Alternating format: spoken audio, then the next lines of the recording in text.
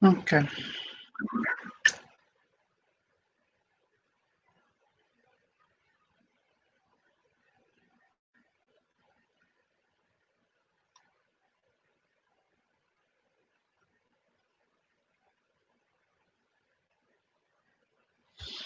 Okay, yes, yes, we're live. Please go ahead and share. Let's share a little before I start. Let's go ahead and share, please. Okay, let me go from here. Oh, yes. So I've sent to your messenger, and then I'll share it on your page now.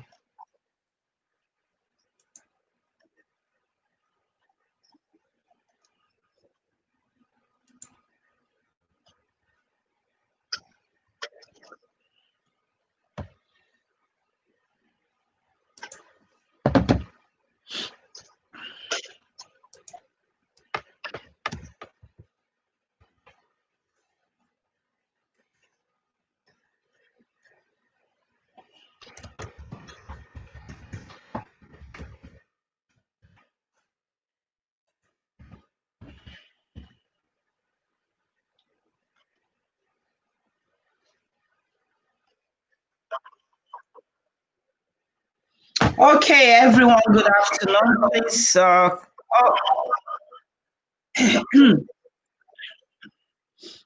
Uncle Titus.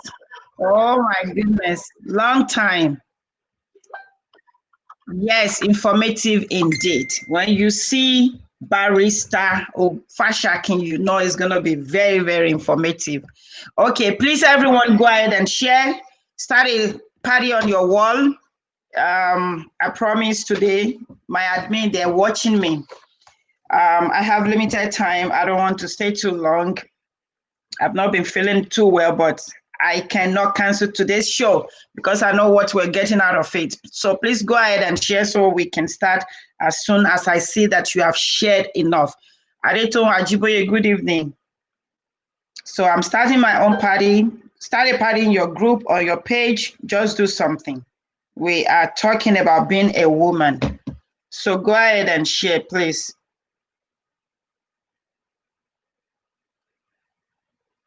Okay, yes, we are ready. Good afternoon, everyone. Good afternoon, good afternoon, good afternoon. Good afternoon. We're still in my series for audacious women of purpose.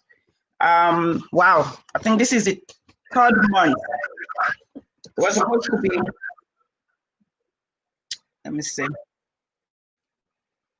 What is that? Okay. All right. So I have a special guest today. She's been here on this platform before. If anyone remembers when you have a gift, she was here before she was here. That was another informative session. So she is back. We're not talking about politics today, but we are talking about being a woman. You know what?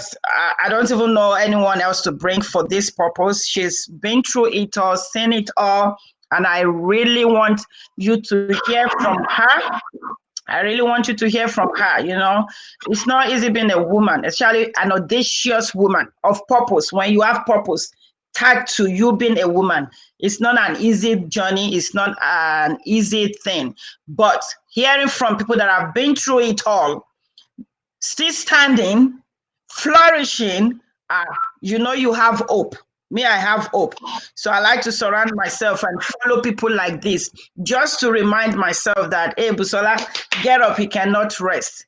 There is hope and there is life. So I bring her to you today. Our guest today is a notable woman. She is vast in midwifery, as well as an immigration law, family law, divorce law, criminal defense law, will planning law. Wow. She graduated from the prestigious University College Hospitals of Nursing in Ibadan, Nigeria. She then proceeded to do a midwifery training in the same college. She migrated to the UK and later to the US, where for the first 7 years she worked as a RN nurse. In New York. Many don't know she started at law training here, there in Nigeria. She's a product of the great Obafemi Awolowo University, Ilefe, and she was called to bar in 1991. Wow. Shay, you are following me. Oh, I told you, I have a big treat, a big mommy that I brought today. She has a master's degree from Cardozo School of Law. She went further to bag a doctor of philosophy in public policy and administration from Walden University. She also is a doctoral degree. She has also a doctoral degree in theology. Hey, Ọlọ́run. And you guys will be saying, Doctor, what are you still doing in school? What are you still doing in school? Why can't I still be in school? You know, it will even help my brain. I work with dementia people, Alzheimer's. You know what? Keep reading. You don't have to go back to school, but don't ever stop reading. I'm telling you sincerely, it will help your brain later in life. So she's an ordained pastor of the Universal Life Ministries, USA, and an evangelist of Christ Apostolic Church, North America, under the she pastors CAC Citadel of Miracles and Prayers in Jamaica, New York. Jamaica. Okay. To be an evangelist, lady evangelist in CAC is not an easy thing. That's the truth. She is also a businesswoman, as she is the CEO of Fashakin and Associates PC Law Firm in New York, the CEO of Ayoola Realty Corporation, the CEO of Jofef Companion Care in New York. This mommy, she won't stop.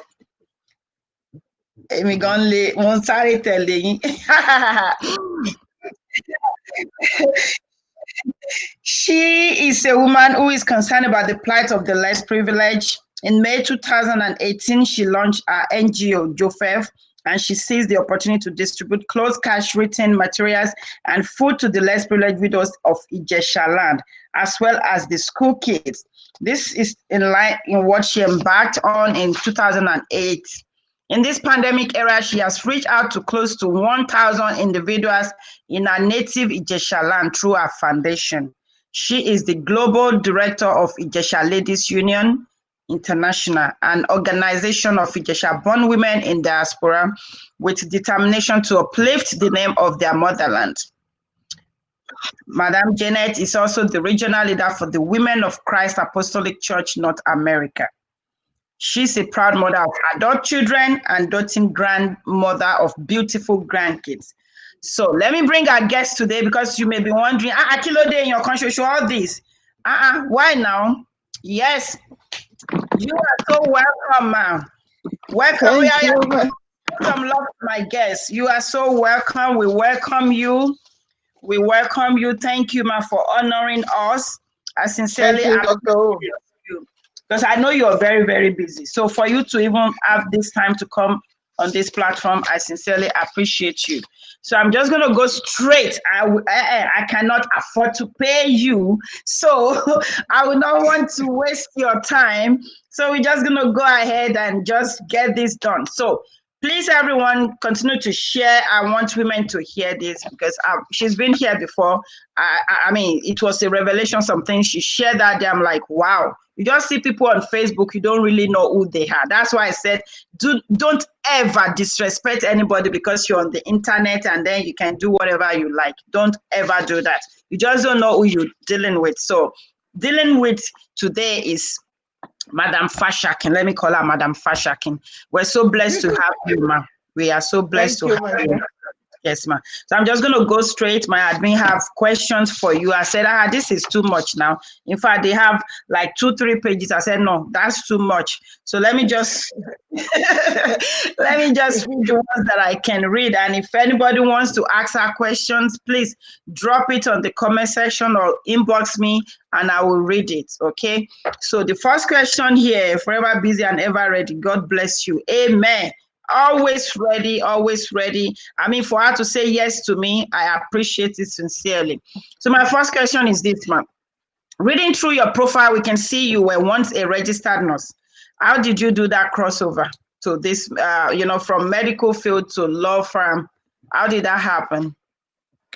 Well, let me start by saying thank you very much, Dr.O, Yes, for ma'am. bringing me on. I know there are 1,001 other people you could have brought, but you chose me. So thank you very much, and thank you to your audience. Yes, And I ma'am. know a lot of my own audience are going to also be watching from home. Yes. Thank you very much, and I appreciate that. Yes, ma'am. The question of how did I cross from nursing to law? Mm. I don't think I actually crossed. I still Mm. maintain both professions. I'm Professions. still Wow. a I'm still a registered nurse in New York, where my Yeah. current license is going to expire in 2021, Wow. and I'm still a practicing lawyer in New York. Mm. And like you have read, I started both professions in Nigeria, Wow. and I came over here.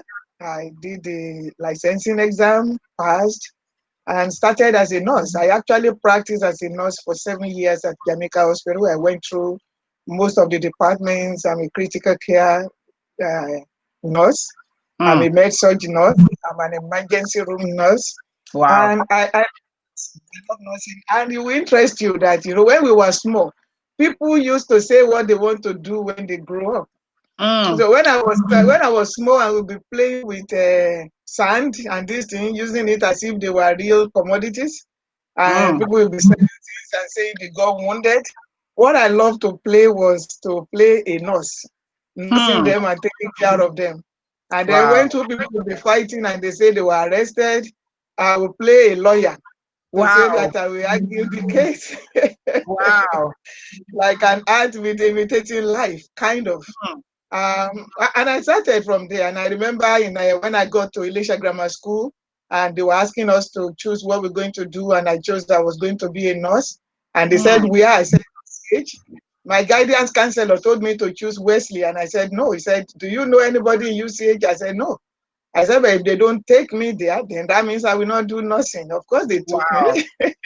and I Wow. did my nursing and midwifery there. It's a very prestigious school that taught us a Yes. lot. Yes. And when I'm debating with doctors, they tip their hat and they say, "All these years you still remember," because we had a Hmm. very good foundation. Foundation. And Yes. yeah, and being while I was doing all that was when I did jump. I Wow. was I did jump and I entered into Ife and I switched. I Wow. switched into law from social sciences. Hmm. And the rest today, they say, It's is history. history. I was called to the Wow. bar in Nigeria before I Hmm. came here, when law school was still just one in Victoria Hmm. Island. Not now that they Island. have so many now. And I Wow. was called to the bar there, to the Supreme Court of Nigeria. And Wow. getting here, like I said, I worked as a nurse. And after some time, I attempted to do the bar exam. And by the grace of God, it was not the first attempt. By Mm-hmm. the grace of God, I passed. And there was a year I was working as a nurse and I had my practice. For the first 6 months of my practice, I was still working as a nurse, but I had to resign in order not to enter into trouble because my business got busy very quickly. And I Yes. was working Wow. nights in the hospital. In the daytime, I would Wow. be in the office or in the courthouse or closing a deal or something. So for Yes. those first 6 months in 2001, from Hmm. January to June, I can say I was actively a nurse and as well as a practicing lawyer.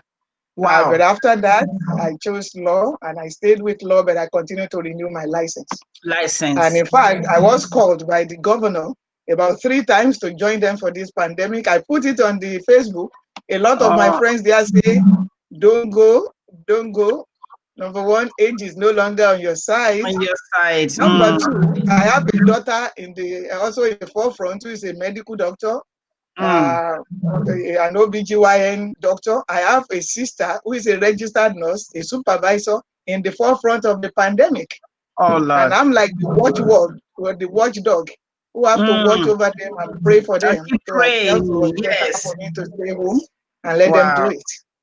Wow. Interesting. Interesting.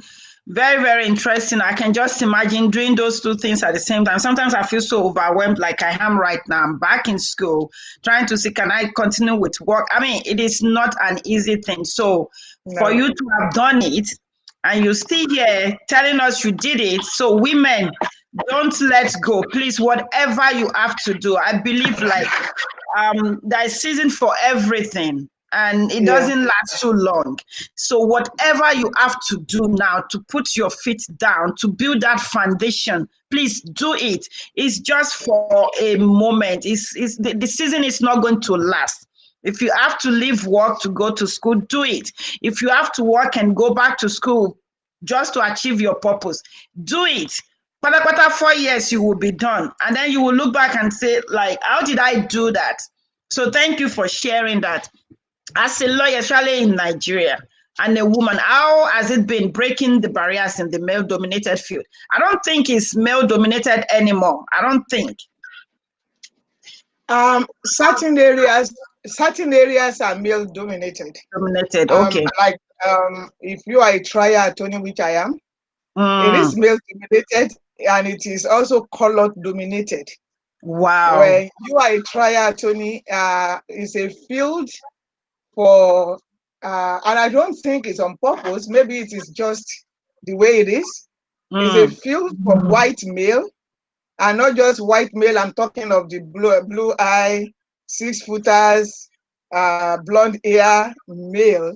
Male, And wow. so many times when we are in the room, the attorney room, and you look around, I rarely see people that look like me. Like you, wow. Very rarely. And when you will see women, they are usually white women as White. well, Mm-hmm. or biracial women who have like white fathers Blood. who can really Mm-hmm. push them, kind of. Yeah. But I've always believed that if something is too easy, everybody will want to do it and it will lose its prestige. Wow. Anything that is valuable in this life that is worthwhile has to be a little difficult, and you have to be ready to To take face it. yeah Wow. to take it as it is and face it squarely and be the best that you can be. Yeah. I remember my first year in my practice. I could tell you, and I'm not exaggerating. I won virtually all my cases. Why? Praise God. Because we sized each other up. When they will call to see who is the other attorney, and they will hear an accented woman, they will take the lowest of the lowest in their office to go Exactly. and Thinking, represent the oh, this is case a piece of cake. against me. Wow. And then when we get there, they will meet more than their match. Yeah, So by the second year, it was narrowing down because they were bringing, if not the best, They almost the best already in know. their office. And that Wow. is the way it's been since. So that kind Wow. of put me on my in that first year. I thought it was going to continue to be that easy. No, they already know they already know, like, But she's it not was an easy because thing. because by the second, third year, they started sending their best to come Wow. and confront me. I love challenges, and I love to be the Yes. best I can be in my profession, Amen. in anything that I lay my hands That on, you do. and I love to work hard. So Wow. being a That's male interesting. dominated or no male dominated has not been anything intimidating to me. Yes. And sometimes it is the system, it is the way we all grow up and the way we all accept things that Yes. kind of creates that demarcation and Yeah. say this is a male profession, this is And a that's female female. profession. I Yes. don't think there is. I remember when we were nurses, student nurses, we didn't have men in our class. We didn't have men in our set, and no men in the set ahead of us. The first 2 men that they brought with 2 sets behind us because they believe that nursing is a It's for female, women. yeah, it's a female profession. Medicine is a male Male profession. profession. Law, like trial law, belongs to white males. Male. It's Wow. not written anywhere. It's just our own mind and our own belief. But are there challenges as women in that male-dominated professions? Absolutely, absolutely, Definitely. there are. All you have to do is just to face those challenges and be the best that you can be. Yes. Amen. She said, I love to work hard. Me too. Anything I want to do, just do your best. Do it well, so people can know you for your work, not because, okay, I mean, I can just imagine them sending the lowest of their in their chambers to go and attack the black woman with an accent. Oh my goodness, the joy on your face. Okay, let me just leave that for now, but I can just imagine. It made it to be so good, because then, Yes. I mean, your clients love you for that. Cases Yeah. that they wouldn't otherwise have won, Oh you are yes. winning them. Winning, and God just built your firm for that first year, you know. Oh Exactly, my exactly. goodness, wow. We know you aspire into politics, which was the last time you came, it was because of the politics. I just wanted women, especially Nigerian women, to know and see that, you know what, and being a Christian, I mean, I would not venture into politics, but I was encouraged just seeing you, because I know you, and just seeing you like, okay, we all just kept complaining. And then we allow rogues to continue to rule us. So who is going to do it? If everybody's saying, I can't do it, I can't do it. And you came out with all dignity and, I mean, and was there. So are you still contesting? Because the last time we saw you, you were contesting. Are you still in Yes. politics, or you just got tired of the Nigerian system? No, I'm still actively in politics, but am I going Okay. to run for an office anytime soon? No. No. I went into that politics, and it will interest you that I purposely went. I saw somebody who has this foundation taking care of the less privileged. I Yes. sometimes wake up in the middle of the night and wonder why things are the way they are in Nigeria. Why do we continue to make the same mistakes since 1960 till now? Why is it Mm, that poor people cannot talk with their votes? Okay, mm, because they have that power to speak with their votes. yeah. What is it that they see that we don't see that make them to be going into the same error over and over? I went Mm, into their midst. I actually, left the office here, and I went to Nigeria. I was there for almost 7 months. I mm, dined, I wined with them, I went out with them, because I was doing a research that people yeah. don't know. I was Mm, kind of doing the research, and the only way I could effectively know what is going on to is be to on really ground mingle with with them, them. make Mm, myself to be one of them, to really mm, see what mm, I love to see, what I want to see, and what is it that I didn't understand. And mm. when I went there, I realized that the people we are trying to help, they are not trying to help themselves. No. Mm-mm. They're not.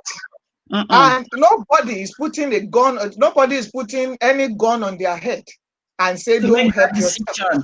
Mm, Um, you call it short-sightedness, maybe. Um, just interested in their immediate and forgetting what lays ahead. Yes. mm. What you give them right now is It's what what they they know. focus on. And I Mm, don't believe it is poverty that is doing that. I think it is greed that is doing mm, that. They see the way, and on purpose they will follow the wrong way. hmm. They do as if you are using corn to trick hens, chicken. You Yeah. say, come this way. But the Lord gave us this sense, and it is Mm, there, whether you are poor or you are or not. rich. You Mm, can make use of this common sense that the Lord has given you. And I don't see much of that among our people. mm, Somebody came to you, gave you 5,000 4 years ago, mm, forgot you completely for 4 years, came mm. back another 4 years, To and give you still another gave you the 5,000. same 5,000, Oh and you Lord. still took it and voted for him. What Hmm. were you expecting? You think it would change? If it didn't change in those 4 years, then It's not now going to it change will now another change. 4 years. And then they Wow. will take it, they begin to run after that person. Even when people are telling them, you can take that money and vote your conscience. Mm, It's like they lose that conscience, they still do the same thing. So I saw mm. it that, you know what, this thing is systemic. We can call it a systemic error, Yeah. systemic stupidity, Yeah. systemic greed. Hmm. And they do that. You know, some of these politicians, we even take them and make them to be swearing that they're going to vote for them. When I was doing it, they were telling me, make these people to swear. I said, why will I make them Why to would swear? I make They, them? you have to allow Hmm. them to use their free will. Oh, they said they don't have no free will. You have to control their free will. Wow. I had a lot of that. And it seems as if with as little as $5,000, you Will can make people control the swear. free wills of our people. And that's why they keep going into the same error over and over and over again. I still send things to them. When this pandemic started, I sent money to all the local governments for the less privileged, the widows. I sent money for them. Other people were coming from behind the scene to say, oh, help us. I said, you are not one of the people that needed help. I know these people, those who need help. We will help them. But not because I need their vote. I don't need nothing from them. But I just believe it's my duty to help them. To help them. Wow. And to say further, I'm still in politics, and I was recently appointed as a special advisor to a senator, Senator Fadamsi, Francis Adepigbe Fadamsi. I was appointed as his special advisor in diaspora matters. He's a wonderful man, and he's doing very well. He's doing very well. It's like a watchdog to the other senators. He calls it as it is, and he challenges them, and I love that. That's what I like. I don't want you to get there and be like them. Be different. You know, have your own niche. Show that you represent some people and you want the best for them, and I see that in him. Okay, so I'm happy you say you're a special advisor to one of them. I was gonna say, because my next question would have been, what's your plan for politics now? But I would personally, if you just come here and say, Dr.O, Kiloro, I would say, Auntie, just sit down in your office and be doing special advisor to somebody or some. That would be what I would have. That's what I'm doing. Because I mean, the stress of being out there, you already know what is out there. You already know what is going on in the grassroots, but somebody will benefit from your wealth of experiences and wisdom to be able to do some things for this grassroots people. So I'm happy you added that before I asked the question. So the next question is as an industrious daughter of Elisha, and I've done so much for your people. Was there ever a case or situation you couldn't help in that at that time that you were going around? Was there something that was too much for you to handle or couldn't help? Yeah, I mean, absolutely. It was too much for me to be able to get these people to reason, to love themselves. It was difficult for me to send that message to them. You have to, if you are looking for a change, you have to first of all be prepared to change yourself. In whatever you think you are doing wrong that is putting you in a position that you don't want to be. Rather than focusing on changing the system, start with yourself. What am I doing wrong? What did I do wrong 4 years ago? What am I doing wrong now? How do I correct that? How do I make sure that the suffering of 4 years ago does not become an additional suffering of another 4 years that is coming? I was not able to get across to them in that. I was not. That was too difficult. I can imagine. I think that's the most difficult thing for me to break through in Nigeria. Like, you just look at people like, do you love yourself? You complain about everything. What about you? Wow, she wasn't able to change their ignorance. Somebody said you were not able to change their ignorance. That's the most difficult thing for me too. They are the cause of their own problem.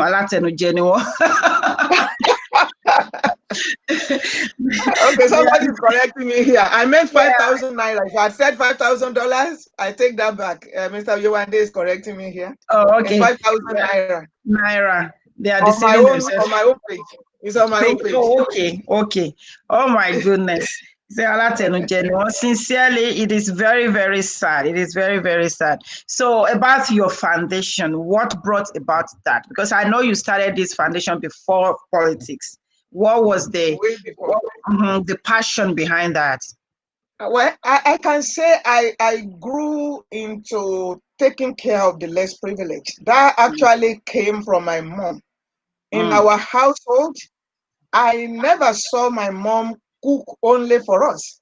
Yeah. He always had to cook extra. And then you'll be wondering, did she know that people will be somebody will come? Yeah, or why is it that we will be 4 and then we'll be cooking for 6? And regularly, you will always have even more than 2 people sometimes stopping by in our house. Because they At the know there will time be when food. we're about to eat, They know there our will be mommy food. will always serve them. So from that, hardly can you see me cook, even in my house today, and cook exactly what I want to eat. Yeah. Because I believe that with somebody who might need the extra. You can just And walk apart in. from that, my mother was a rice seller, a bag of rice, raw rice, raw, all these things, beans, corn, and all these things. I could not remember any elderly person or any poor widow that ever passed through our store in the Takimosa market that Mama will just greet, and that will be it. It will always give them, either it will give them rice, it will give them beans, it will give them a lubo. And then you'll be wondering, how is this woman going to make profit? with all these gift. And she did. She did a lot of things that even our colleagues were not able to do. She schooled all of us, for instance. We were never hungry. Our tuition were always regularly paid. We had roof over our head, even despite all those givings. And even in church, when they say they need money for the less privileged, the money that you will give Mama to take care of herself, she will take out of it and give to the less privileged. And she always loved to refer to where Jesus said that, that God, that he said to some people, that when I was hungry, you fed me. When I was naked, you clothed me. When I was in prison, you visited me. And they were asking, when was it that we did all this? And he says, for as long as you have done it, to those who are in need of it, you have done it for me. So, which means if you are going to get to heaven and be able to get reward, take care of the less privileged. Is, I can say, the heartbeat of God. He wants that. And I really can't imagine myself watching people suffer. I don't have much, but I know that I have more than some people. So I always constantly look at those people rather than look at those who have better than me. I know everybody will have to give account of what they are doing. And I said in this pandemic, and I'm not exaggerating, I've reached out to more than 1,000 people. Either through the political line, through the church, something, through the street area, everywhere where I know that I could help people. I have done that. You have done. And I still do it by the grace of God. Amen. I mean, there are people I gave as small as 2,000 naira. So I'm not saying that I'm just to do something. $100,000 or something. I've given as much as 25,000 naira, and I've given as little as 2,000 naira. And I know that in each case, everybody valued what was given to them. Exactly. So at the same time, that he who has 2 pants, let him give one to those who don't have. You have 2 pairs of shoes, give one to those who don't have. So it's not about you being a billionaire or a trillionaire. It is in that you think you have. Some people do not have it. Share with them. That's what it's about. Thank you for saying that. Jesus said it, and then I mean this pandemic in my own little way too. And the most the testimony for it is, I didn't even have much at that time, but I just, like you said, I just could not think that somebody that I know or some people will go to bed without food. I have surplus. I have food. I'm not rich, but I will never go hungry in Jesus' name. And the most at the time, my manager, she's also my sister, was like, Busola Utino company. Like, what is wrong with you? You don't even have limit to what you are giving anymore. But the testimony was, the more I gave, I didn't know where the money was coming from. I wasn't asking for donation. Sometimes I will ask my people for donation. I wasn't even asking for donation. Some people saw what I was giving. They were just sending me money. And I mean, business was just like, God just wanted me to make that money and spend it. So I told manager, I said, leave God and leave Dr.O. God is making a way. Some people need to eat, and it's making way. If we have to use company's money, let's use company's money. God will replenish and flourish the company. So thank you for saying that, because some people believe like, I don't have much, I cannot give. Out of your little, give. The widow gave the last that she had in her house, and God, Yeah, the last line. she gave the last, and God replenished and flourished her. I think people need to know that you don't have to be a millionaire before you can give. You don't have to No, be absolutely not. before you can give. From your little, give. So thank you for saying that. I know we've talked about domestic violence before, but this is not really about domestic violence. But at the same time, I still want you to talk to women.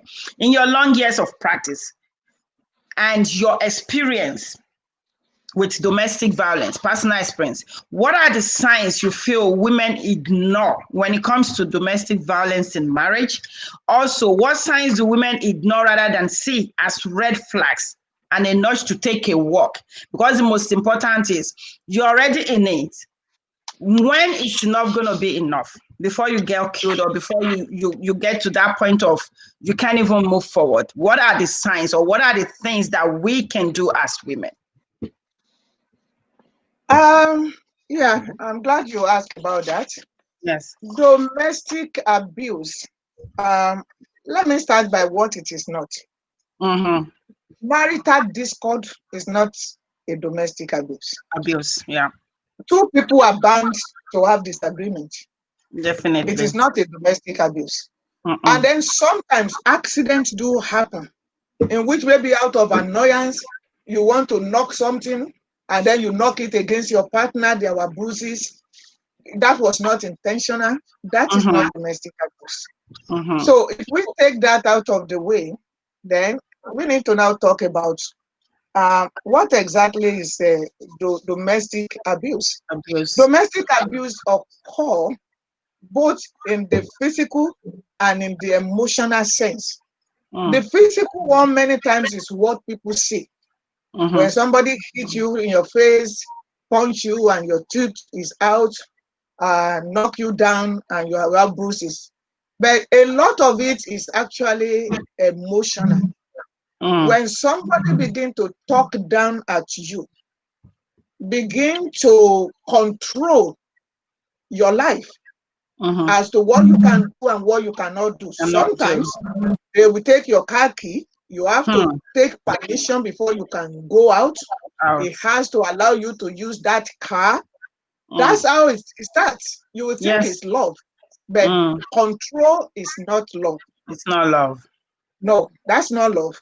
Then when they begin to insult you, insult your parents, something is coming out of that. You have to begin to pay attention.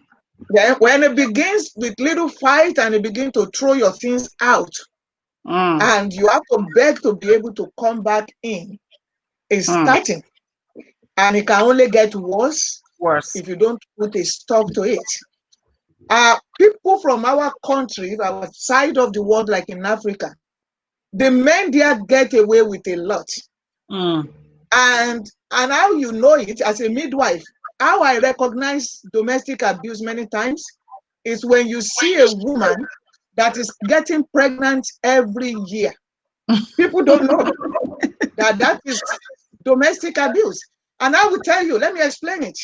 The way it happens is when men, when they abuse you, hit you, kick you, and all the rest that they want to do, they will come apologizing to you, holding you very dear. And the next thing, you end up in bed.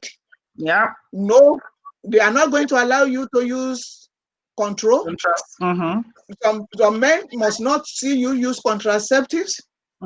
It's a no-no. They believe it's because you want to be a prostitute. That's why you want to use that.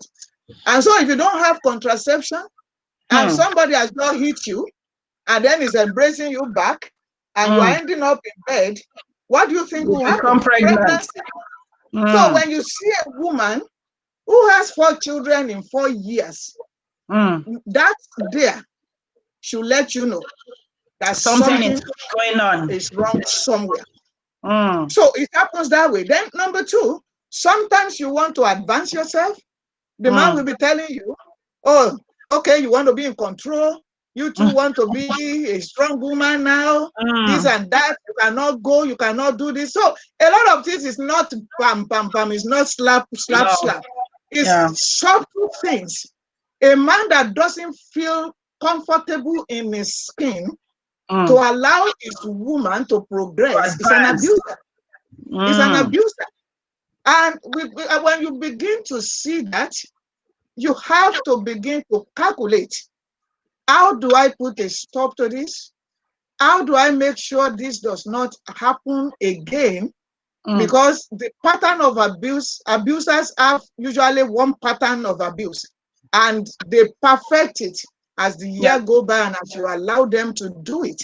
And we come from a system where men don't do wrong. After they have beaten you to stupor, your own parents will come and say, what did you do so wrong? What did you do to him? To get him so angry. That's your own parents saying that to you. So what are you saying to the man? Well done. Well done, because for beating her. It's a disobedience, bro. You need to teach us sense. And then they will be saying, just like when people are raped in Nigeria, then they will be telling the woman, what did you wear? Wear. The first thing is, what did you wear? Why did you go there? I made the man to rape you. So men are never wrong. Even till this day, we will think that with all the education, that people should have, gotten better.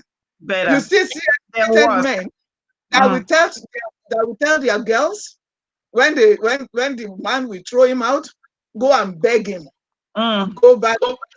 So what are you saying? The abuse is only going to continue. And when you do that, you have to begin to plan your life. Either you intensify prayer and fasting, and if you are not the type that can pray and really, really fast, then you need to talk to somebody, because this person who is always making you a punching bag can just kill you today.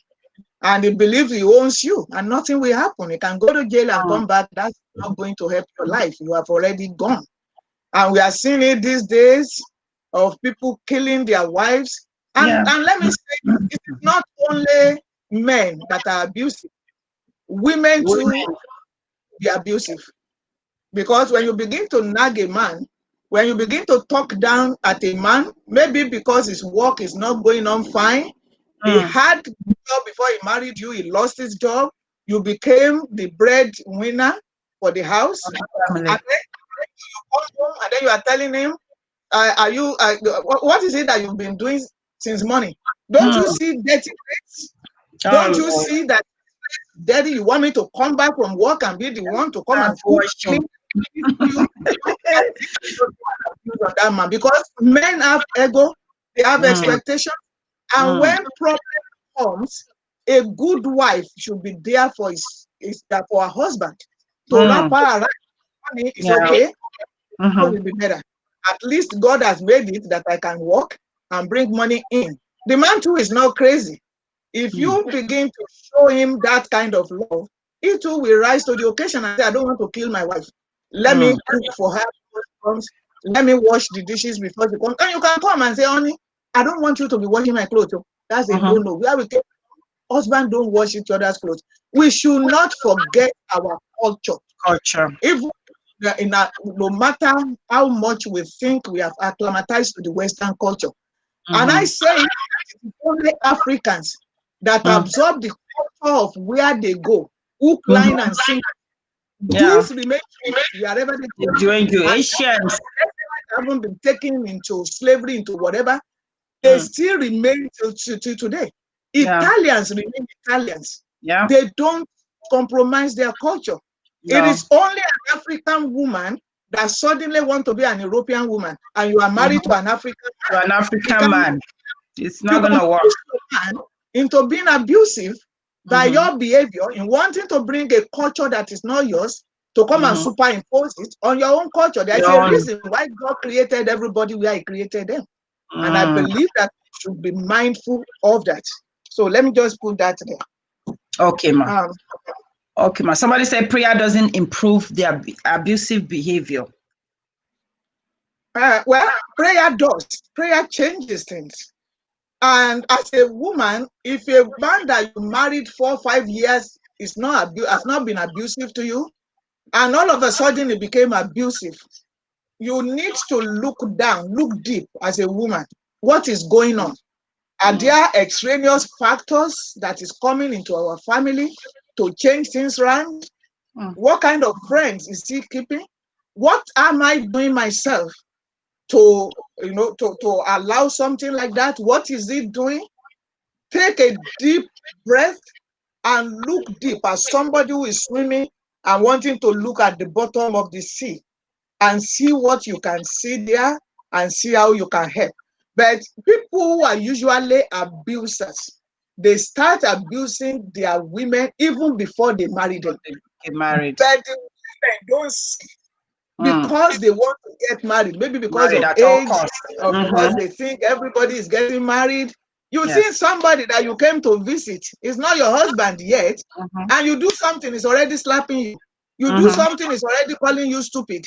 You do something, is already telling you, you as this one as your mom, eh? And you still think that's going to be a wonderful husband? Husband. You still want to go and say, I do? And then you went on into it, you dove into it, you got married into it, and then you expect him to change. It can only get worse because now you bear his name. Now, in a way, in his head, he owns you. Now he can control you. Now he wants you to do whatever he wants. And then at that time, now you want to bend a very hard stick. You are going to break it. And that can lead to home breaking. They start from the time, from the before you got married to them. You got married. Yeah. And if you marry somebody who was never abusive to you, 5, 6, 7, 8, 9, 10 years, and suddenly became abusive, look at what is going on. Maybe there is an underlying disease that he doesn't want to discuss with you, that is making him to get upset to see that he might die at any time with all these things that he's doing, and it's get little things trigger him. Maybe you want to see, maybe you want to go and see counselors or go and see your pastors. Some pastors are not better. You know, everybody knows their pastor. So you know your pastor that can create more problem for you, and you know which one has the wisdom of God to settle the case for you. So you have to use the wisdom of God that He has given to you. Because the Yorubas will say, if something has not been like that for years and now it's now like that, then look at it. Don't just put everything inside one container and say everything is abuse. No, everything is not abuse. Try to dissect. Try to see the difference. Try to see what was not there before that is now there. So that in that way, prayer can help. But with what you can see with your eyes, someone who came to visit and is already cheating on you, that's already an abuse. An abuse. You came to visit. I had a friend when we were in school of nursing. She might be listening to me now because we are all grandmothers, and I can freely say that. She went to visit a life partner. We called them because we were Christians when we were in school of nursing. We did not have boyfriend. We had believe this one is the keeper. It's a life partner. We had life partner. We don't call them boyfriend. You had a life partner. You went to visit the life partner from Ibadan to Ondo. Got there very late, and then he met another woman. Do you know that this boy, who was called boy at that time, you know that this boy was offering my friend to join them in bed because they had only one bed. And I'm like, huh? Did you go? She said she spread that clothes on the floor. She slept on the floor, and she went. That immediately it was daytime. She left. Then I said, number one, you call for abuse, even yourself. This is your life partner. He had only one bed. You are not married. So if you didn't meet any other woman there, where were you supposed to sleep? You know, that's how you begin to even perpetrate abuse on yourself. So this man will start sleeping with you even before you got married to him. That's an abuse. It's not respecting you for who you are. It's not giving you the regard that is due to you as a woman that is supposed to preserve herself. It's already breaking the rules of your faith. You already started with abuse, and you can see it clearly before you yourself. So, you know, so a lot of things that people don't pay attention to, we just believe it is when it slaps you, it is when it knocks you on the head. No, there are so many ways in which you can look and say, hey, the Yoruba will say, so young people listening to us, Watch Mm. out. Don't you think that abuse is for married people? Abuse Mm-mm. actually starts before Yeah. you get married, and it Married. only gets worse Mm-hmm. into marriage. Thank you, Ma. I want to emphasize on you saying something there may be an underlying illness. Women especially, or don't let me say women, we kind of like don't think about that. I had a couple in counseling this week, and that's exactly what happened. The husband is in his late 50s. The wife is just a little bit over 40. Everything has been going on, and suddenly there was this change, and she was like, "Oh, you're cheating on me." It was all about, no, that's no other woman. She did not know that this man is going through some kind of cancer. So I asked the man, "Why didn't you tell your wife?" You know, it's actually in remission now, but why are you misbehaving to this woman that loves you this much? In his head, if he dies now, she's going to marry another man. I said, oh my goodness, you are still here. You're not even dead yet. You're already maltreating her because you believe she will marry somebody else when you're done. I mean, when you're gone. Yeah. Right. Now you're still here. Why don't you share with your wife the pain you're going through? Let her help you. You just told me now that she's a great woman. Why don't you allow this great woman to take care of you? And then you don't even have to think about death. And that doesn't even have to come to grab you. So people do things. So like you said, dissect it. Sit down. Sometimes it's spiritual. I'm a spiritualist. I'm a spiritual person. Sometimes it's spiritual. A husband that has been doing great suddenly start treating you somehow. Then you need to sit down and begin to dig deep. Spiritually, like, God, show me what is going on. It may not be him. It may be somebody else doing something. So abuse can come in any way, spiritually, you know, emotionally, mentally. Yes, however it is, sit down and dissect it. Let's use science for you now. Dissect it. Think about it deeply. This man that has not been like this woman that has not been like this, something must be going on. For me, I am very, very open. I can express myself. I think that's my strong point, and at the same time, the weak point, because people don't believe you have to talk, and I cannot just sleep when I have things in my head. When I do that, I will be sick. And one thing that is affecting marriages is people don't talk. Communication is very, very important. Sit your partner down and talk about things. And talk, yeah, that's important. I had a man last week. He was a supervisor earning so much money. All of a sudden, he lost his job, but he didn't tell the wife. He had to go back and start working in a warehouse or something. Somebody that was already making 100,000 plus. Now he's looking at $36,000. 36,000. That's a huge difference. He didn't tell the wife. He just started misbehaving, and the wife was like, Kilode, is there another woman? Women, it's not always about women. I know men, some of them are dogs. But even sometimes, erection problem can make a man to appear abusive. Because they believe once they don't have erection that they are less than a man. They develop tantrum.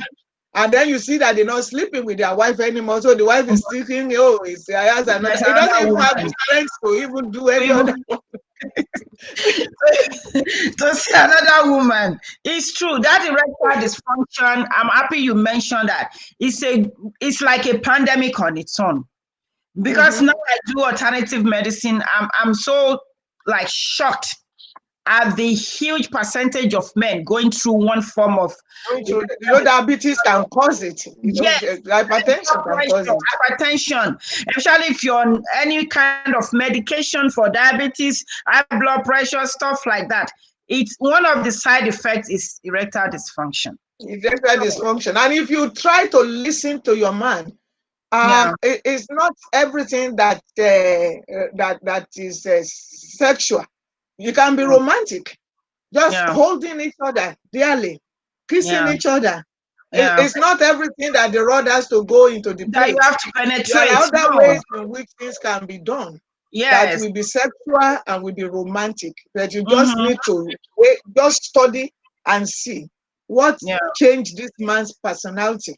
And at what time? At what point in When time? did it change? Yeah, because men are usually ashamed when they cannot perform like men. Yes, You know, it's true. women, When they I don't cannot think we perform go through that. sexually or financially, those two Or things, financially, it's a yes. huge ego fall for them. So Thank you they for lose their mentioning job, they lose their money, they can't Yeah. provide for their family. The Yes. silent treatment, the ones that are not violent, they give you silent treatment. Yeah. They'll just be Yeah. looking. And if you can help them, because you may think that something else it is, but if you study and you know, you may be able to even help them from committing suicide. Oh, yes. Men have committed suicide because of lack of erection before. Erection. They Yes. committed suicide because they couldn't take care of their family Yes. financially. They Yes. didn't think they had what it took, and they would say, "Well, and you know, and that would Just just end happen." it like that. But if you show understanding as a woman, don't let everything be nagging. Nagging is an abuse, and women know how to nag a lot. Nag a lot. Just Yes. try to So, understand. Try to understand where the man is coming from. Try to sit him down. You know, yeah. is there anything I need to know, honey? Is there anything that is going on? I see that, you know, you have not even touched me in 1 month. What is going on? You know, this and that. And you say, oh, because I'm busy, I'm doing this exam, I'm doing that exam.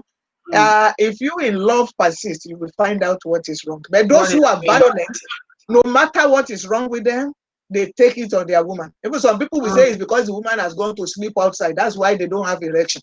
That's Oh my goodness. I had an elderly uncle of blessed memory when we were growing up. One morning we just woke up and he just started beating the wife like this. It was one of the 2 or 3 wives that he had. It was, and then we find out that every time he came to the woman wanting to sleep with her, the woman will say no. And then the day the woman now said yes, the man couldn't perform. And then the man says that she has put a charm on him. On him. Oh my goodness. Oh my goodness. You know, I can men just don't imagine. want to admit when something is wrong with them. Something They is wrong believe with it is them. the woman. It is the woman that has So caused it's it. always us. If they have, even if Always they have diabetes that is causing the problem, it is the woman that is the causing woman. it. Man, take care of yourself.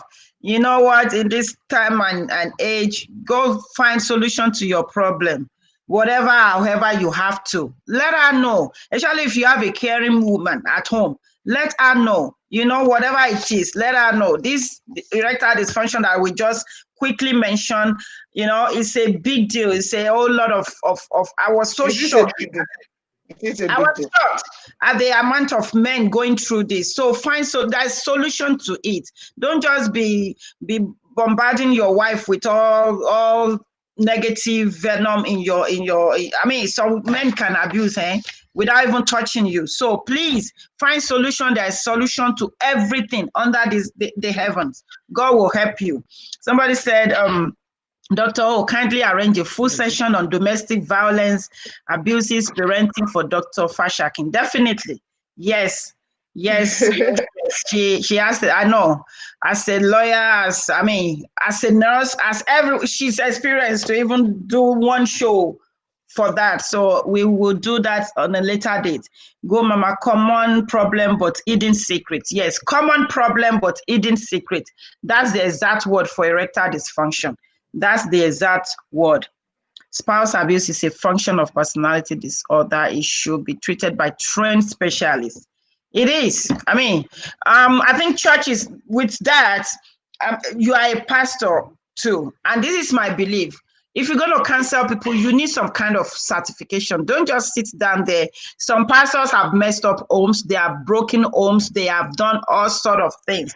My own personal opinion is if you're going to act in that office of a counselor, you need a certification. What do you say to that, ma? Absolutely. Absolutely. And not just certification. If you are going to take your problem to a pastor, make sure the pastor too is well knowledgeable in what he says is doing. Exactly. Because you still have many of these pastors that when they talk of women, they talk of them as less than an animal, like a dog. You know, Yeah. some of them, if you sit in a seat, they can't sit there because a woman just got off from there. That's not the kind of person you want to treat your problem with your husband, because you know that this person is only going to be one way, and it's only going to create more problem for you. You still have many of them whose belief is the single word of Paul, where Paul even said it was him and not God that says women should keep quiet in the church. It's what they still carry as as their own what is it now, 10 commandments that they carry around. Women must just be seen, must not be heard. And you have a domestic problem, you want to take it to that kind of pastor, going to have more problems. You need a knowledgeable pastor. You need a pastor that knows about, for instance, the 5 daughters of Zelophehad in the book of Numbers 27, in the book of Joshua 17:4-6, who went to the Lord when they wouldn't give them their inheritance just before the Israelites got to the promised land. And they said because they were women, they wouldn't give them inheritance, but their father had 5 daughters, no brother, no other, and their father already died. They went boldly to Moses and said, you know what? You can't disenfranchise us. Our father didn't die in the rebellion of Korah. He died in the wilderness just because of the 40 years of punishment of God. We need our own inheritance. Moses said, it's the Lord that says we should only give it to women. And they said, no, go back to God. They went back to God. The Lord admitted, our God, the creator of the universe, admitted that he was wrong not to give them inheritance. And he changed the law of inheritance, and he said they must give them their father's portion. The only thing is when they want to get married, stay in your tribe. If you are an Ijesha, stay and marry an Ijesha man. You are Ijebu, stay and marry an Ijebu man, so that inheritance of Ijebu does not come to Ijesha. That was the only condition. And years later, when they were sharing it and they got to the promised land, I'm sure Joshua forgot. They went to Joshua in Joshua chapter 17. Said, don't forget, this is what the Lord says. Give us our inheritance. The Lord did not disenfranchise them. He did not discriminate against them. Men, male pastors, many of them who are not knowledgeable in the word of God, they don't see that. They don't even know it exists. You know, and then they talk about women cannot be a pastor.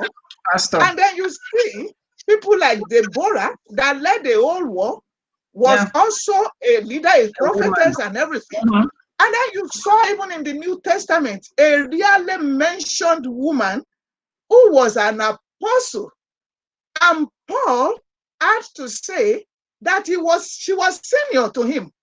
And his name was Junius. Check it out in the book of Romans chapter 16 verse 7.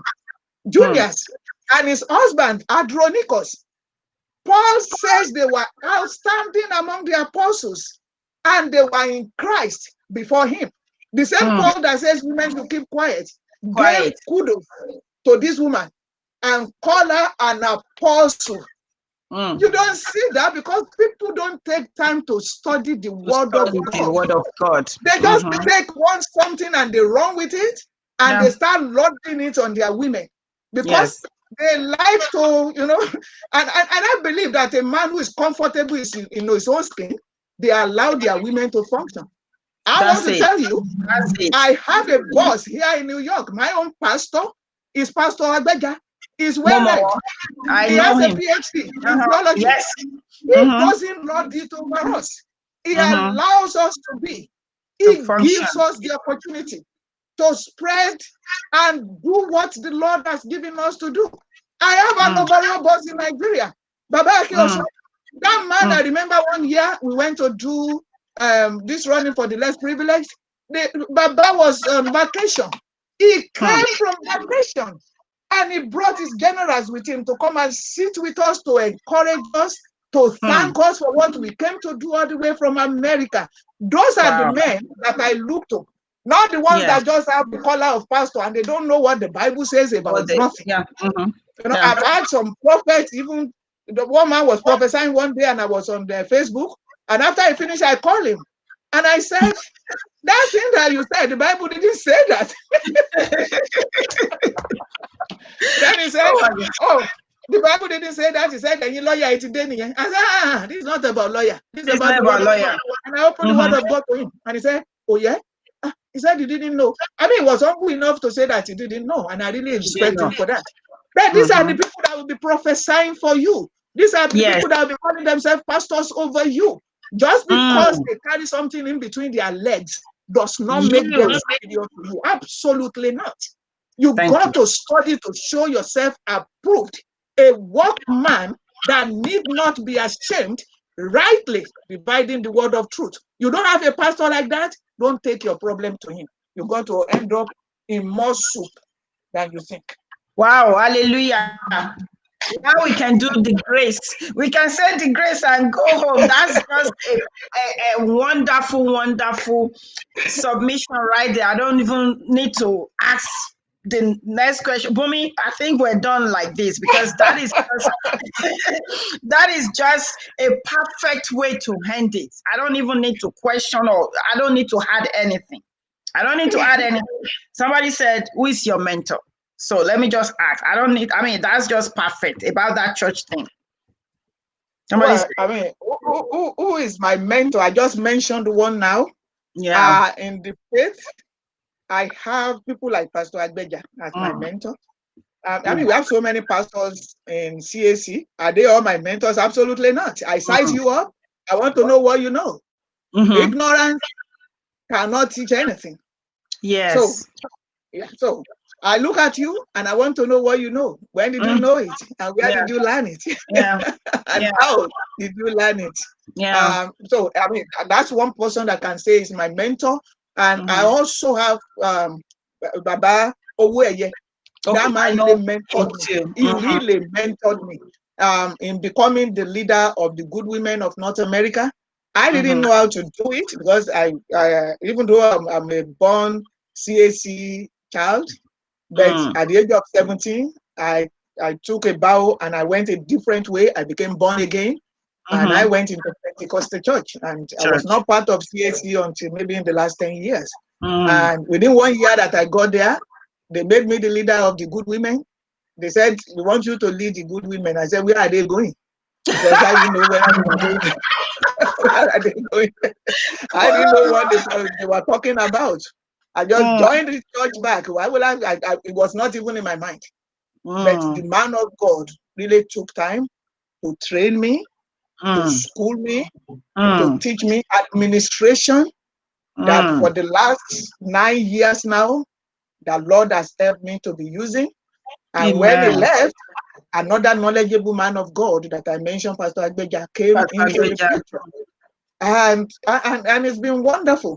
And I also had another administrator.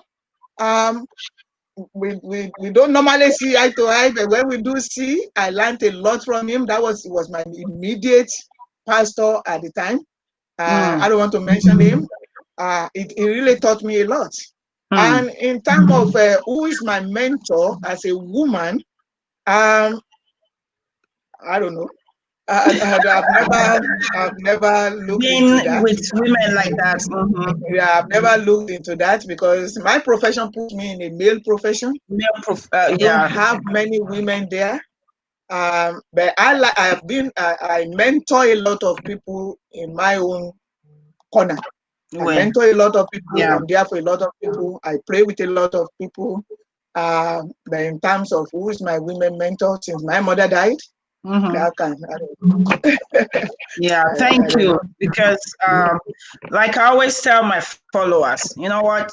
Look very well to the people that will be your mentors. Look very well. Do your own research. I don't follow just anybody around. There are certain people. I may not tell you like Dr. Fashaki, I'm watching you. I am watching you because I know where I get my energy from. I know where I get my inspiration from. I want people that I can say, okay, I've been watching this woman. I've been watching that man. You know, it takes a lot and it gives a lot and it says a lot about who you are by who you're following or who you are allowed to minister into your soul. Either they know or not. Sometimes we have people that we follow around just saying, okay, she did it, I can do it. So women, yes, I can do it. Honestly, it's been a very rough year for me sometimes I don't want to talk. I just feel like, okay, kid and shit. You know, that kind of a thing. I mean, I don't sit on Facebook. It's good to know. It's good to know that I have a secret admirer. I do. I do. I do. I just go there like, okay, she's online. What is she up to? Because I need that energy, that positive vibe in my life. Like, okay, I'm being told to do a nation these days. oh my God. I still don't understand that. I don't know what I mean, it's just like these Yoruba people. I mean, I saw it. I'm like, you know what? I just don't want to be bothered about that because either I would do I was nothing. The leaders in Nigeria, Yoruba nation. They have failed us. Yoruba nation. They have really, really failed us. So I don't even know. I'm still looking. I'm still watching.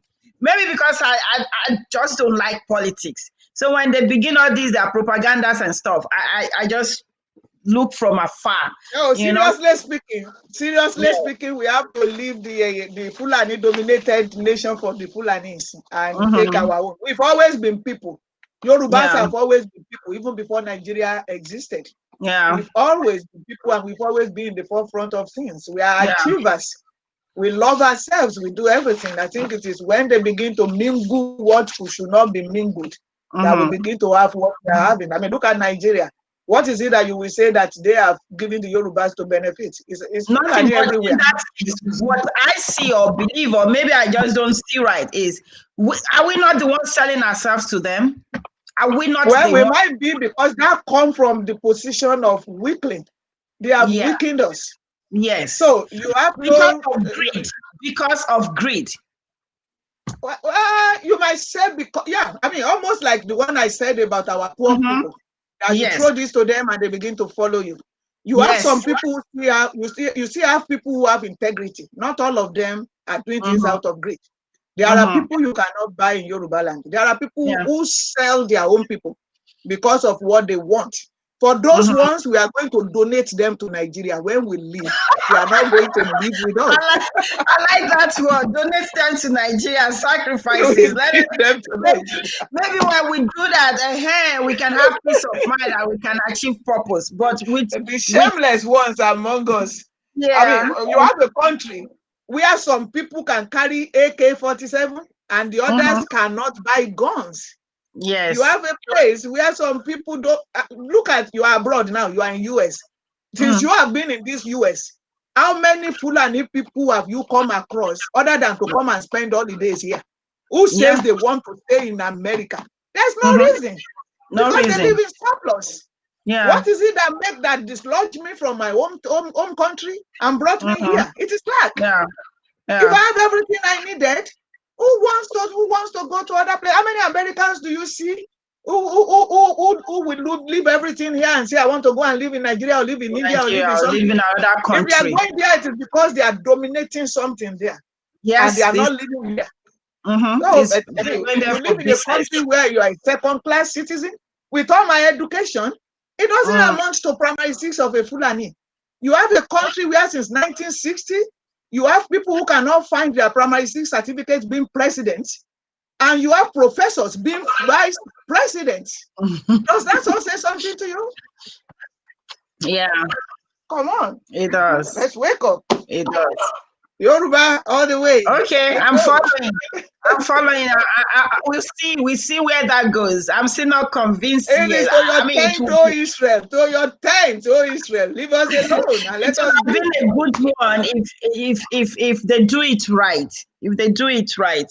Sincerely, if they do it right. So I'm watching from afar on that note. Yorubas will say I later. They came to our land to come and kidnap us, rape our people, destroy things, and then we enter into our bush. Is it that the police cannot find them? Is it that the soldiers cannot find them on our own land? They brought the fight to us, and we couldn't do anything because we are the ones in power. Enough is enough. So you're trying to Israel. I'm not in that category of anymore. I'm a Yoruba, number one, number two, number three. Let Nigeria go to the Fulanis. Okay, No, we'll see. We'll see where that goes. I'll be. We'll see. We'll keep praying for God to lead us right no. in that note. So thank you so much. But before you go, I just want you to. What advice do you give women? Because people like me, honestly, sometimes I'm so overwhelmed with marriage, business, and my ministry. And I know you're not married now, but at least with your experience, how do we navigate this? How do we navigate this? Well, a lot of the things that I have today, I had when I was married. Mm-hmm. Um, Being a lawyer, a nurse, a midwife, I had when I was married. I mean, I was in marriage for 24 years. Mm-hmm. That's that's not a An joke. excuse. Mm. No, yeah. Marriage is not an excuse. Raising children is not an excuse. But this is what I will say. You see, being a successful business person Mm. and being a successful housewife, they are two different things. Mm-hmm. Both of them are full-time jobs. Mm-hmm. And if you recognize it like that, if you Yeah. have a man that is a real man providing for you, providing for your children, making your life easy, that's your profession right there. Take Mm. care of that man, take care of your children, take care of Children. yourself. The Mm. Lord has really set you a good place for business. That's your business. Focus on Mm. that. Mm. If you are in business because things are not doing well at home and you want to bring in a second income, that's a part-time for you. Your Mm. home first. Your home should come first as a married lady. Lady. That is your primary business. But then, if you have to combine both, this is what I will say. Mm. If you if you are combining both, you may not be totally successful in both, but at least try your best. Take one day at a time. The time. Don't beat yourself up. Plan very well as to what you want to do. Mm. I'm a full-time businesswoman. I am not married right now. Mm. Somebody who is married and is raising children, if he's Mm. comparing herself with me, Mm. she will be having what is in our depression.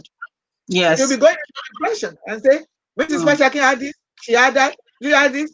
My children are grown. I'm a Yeah. grandmother. I can do Mm-hmm. pretty much a lot of things now that I couldn't do 10, 20 years ago Oh. when I was raising my children, Mm. when I was taking care of my husband, Mm. when I have to take care of myself. So Yourself. if you are a married lady, you are raising your children, you are not doing well in business, you are really doing well because the one you are doing at home is a great business. And people Mm. don't know that full-time housewifery is a full-time business. Full-time If you job. don't know, it's a Mm. category of job here in America. Mm-hmm. House makers, they call them. You're Yeah. making your house and are doing it very well. So you can combine both, but you have to know which one comes first. Your Mm. home comes Or your first. business. The rest Mm-hmm. of the time you can look for any other thing. That's what I Mm. will say. Don't beat yourself up. Don't say Yeah. I can't make 1+1 and make it 2. You can't make it 2 Mm. because your husband will need some of the money. Your kid will need Mm-hmm. some of the money. Some of And the those are money. your capitals Yeah. going. And then they're going to need your time. You're going to go to PTA. Your husband Mm. is going to say he wants to travel. You have to come and prepare everything for him. You have to be there for him. You have to Yeah. also be ready for his needs. That's what you Mm. signed up for when you signed that dotted line. I do. Mm. You got to know which one comes first. Yeah. That's the and if you are doing it well, Mm. kudos to you. It's not easy Amen. to be a woman. It's not easy. So being a woman, I'll say just know yourself, be yourself, know who you are, then you'll be able to navigate everything. And take one day at a time. Take one day at a time. Take one day at a time. Okay. Is there any other words you need to give us before I release you, ma? Just speak Well, something to us. Speak. I want to say to my women, Mm. what does it take to be a woman? What it Mm. takes to be a woman is to love yourself. Love First of all, yourself. love yourself, love your Mm. family. But I will Mm. start with loving your God first. Love your God, love yourself, love your Yeah. family. If you when you are in the aeroplane and they say if the pressure is getting low and they are telling you how to use oxygen, they say before you put it on your kid, Do take it care on of yourself. yourself. If you can't take care of yourself, then you are doing yourself a lot of disservice. And I want to tell you, it is not weak to take care of your home. It's not weak to assist your husband to accomplish in life. If he's a good man, he's not going to forget you. But you know what you find sometimes is you help that man who you marry maybe as a school start, you help him to get to college, you help him to get to this, all of a sudden you are not good enough for him anymore. That's why it becomes a competition. If you are going to college of education, I'm going to school of nursing. If you are doing masters, doing mistress. It becomes competition. If you have a very good man, appreciate him. Good man, appreciate your wife. Work together in unity. Let there be no abuse. There is no reason for abuse. When I tell men who are abusive, I tell them, this woman that you are pointing, if she's your younger sister and she's as old as she is, are you going to say that your younger sister says something to you at that age 40, age 50? You beat her up. So what do you see now that looks like a boxing ring or a boxing bag that needs to be punched? Respect your wife, respect your husband. Let's work together and team up for the sake of our children. And let's be responsible. Whatever power that the Lord has given you, do it well. People say, how do you do so many things? I want to also put this one in. There are so many hours in a day. There are 24 hours in a day. 24 times 7, you have 168 hours. People usually work from 9 to 5. That's how many hours is 9 to 5? 8 that's hours. like 8 hours. 8 hours, 7 days. It's only 56 hours. So in a week, you have 112 hours. That is redundant. You can do a lot in those hours. Minimize television shows. Minimize just sleeping. And I can't imagine, and I can't, till today, I can't understand how people sleep from 10 p.m. to 6 a.m. I don't know how they do it. I don't do it. Because you can do a lot in the hours of the night. You don't have phone calls. You don't have people troubling you with phone calls. You are not cooking at that hour. Everybody is asleep. Everywhere is calm. That was how I did many of my studies in the hours of the night. The hour of 3 a.m. to 5 a.m. is a wonderful time to work. By 5 a.m., I'm back in bed, and I'm going to wake up like 7 a.m. I'm preparing, ready to go to work. So between 3 a.m. and 5 a.m. is wonderful. Whoever wants to sleep is asleep. Nobody is calling you at that hour. And if anybody is calling you, maybe because in Nigeria they don't check their time, just turn your phone down. You can do a lot. There are a lot of in 2 hours every day. A lot of wasted hours that we are not putting to usage. Make use of it, and you will know. By the time it is 2, 3, 4 years, you have really accomplished a lot without leaving your house. Day and age that you can do things online. You can do things on Zoom. You can do a lot. You can learn a lot of things. So when you are saying where do you get the time, there's plenty of time. You just need to plan well. Plan well and make use of it. And before you know it, you are accomplished. And people are looking at you and saying, hey, how did you do it? Kudos to you. Thank you so much, man. We really, really appreciate you. So this is Dr. Janet Fashakin. She's a practicing lawyer, immigration lawyer. If you have any issue, sometimes when people call me, and I say, you know what, I have an auntie you can call. Sometimes I'll just give them your name without even letting you know, like, just call her, tell her you're from Dr.O. Thank you for that. Yes, I just say, you know what, just say from Dr.O. Just call her, she will attend to you. And thank you so much for that. I know you don't charge my people for just contacting you for information. So if you have any immigration issue, or you just have questions, or you need some clarity, or any legal issue generally, issue in the United States, you don't have to be in New York. She can help you from where she is. You know, thank God for COVID. I mean, in a positive way, we've learned to be able to use virtually everything we can do online now. So contact her. I will still post her information, or you know what, follow her on Facebook. These are the kind of people you need to follow. Women, I'm telling you, I am telling you, don't come and be crying. You know, some of you, I've been trying not to even answer you because you don't listen. Follow people that can add value to your life. All this drama you're following on Facebook, you've been doing this for 4 or 5 years. They started these, their dramas. I don't know your game yet. You're still on the same spot. And now you'll be calling Dr.O, don't come and cry. Me too, I need somebody to cry on their shoulder right now. So follow people that can add value to your life. And I'm giving it everything 100%. You can follow Dr. Fashakin. You can gain a whole lot of wealth of things, wisdom, you know, knowledge from her. She's a blessing to our generation, you know. So thank you, ma, for coming. You're my you're my you're my hero. Yes, you're my hero. Honestly, we're still going to talk about the domestic thing later when we finish this series.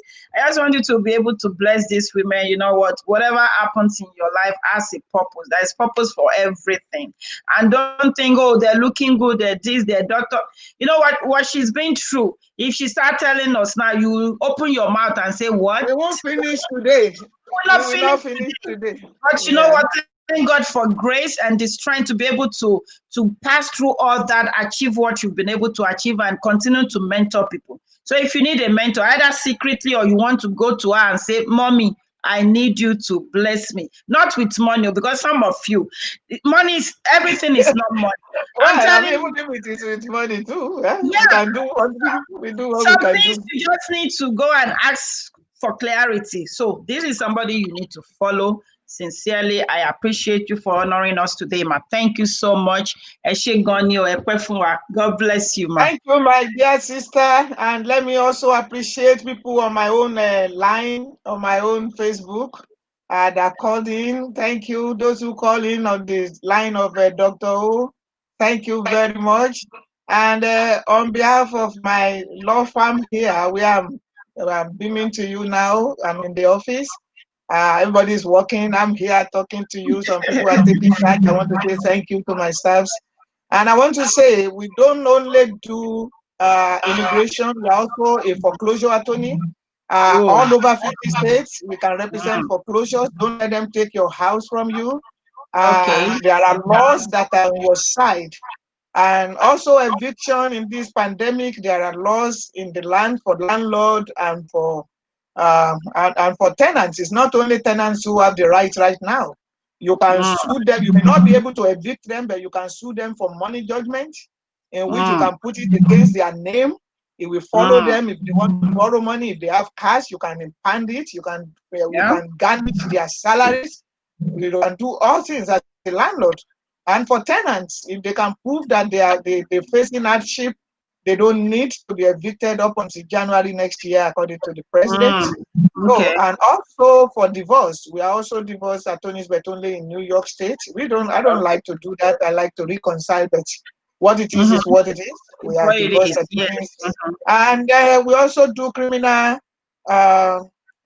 defense, both in the state and in the federal. If you are arrested, or have somebody who's arrested, let us know. We do our best. And more than that, I want to invite you to my church, Christ Apostolic Church, Citadel of Miracles and Prayer. Right now, we meet every Sunday on Zoom and on Facebook between the hours of 10 and 12 noon. You can call into my Facebook, Eastern Standard Time, and join us. I know God loves you. The church is in New York. Eastern Standard Time, yeah. In New York. No, I mean the church, Citadel. The church is in New York. The church is in this same building that I am. It's the same address as my law office address. They are in, they are in 1. We are in Suite 2. So we are in the 10522 Jamaica Avenue, but we have not resumed the physical because of this pandemic. This COVID, Church is more difficult because people breathe into each other. They use the same mic. They mingle. It's difficult to keep the distance. This time we pass. We got to be sensible. It will. The place where 200,000 people have already died. anymore.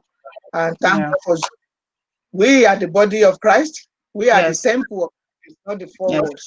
The Amen. moment you will not be too greedy. If you are a Christian, you don't need to be in the four walls to give your tithes, to give your offering, which is what is pushing many That's pastors many to pastors want to to. start church. Yes. God bless you. God I bless you, say man. thank We appreciate you. We you. Well with appreciate you. God bless you. So if you're in New York, Citadel, go and worship with them when church starts, or you just join us on Zoom. God bless you, man. We sincerely appreciate you. We'll have you again when we talk about domestic violence. Thank you. God bless you, man. Thank Have a great weekend. you and your children. Thank you. Yes, man. Thank you, man. Bye-bye. Bye, man. Okay, everyone. So I don't need to go over that. That was clear enough, but I sincerely hope that we can get it. You know, women get it.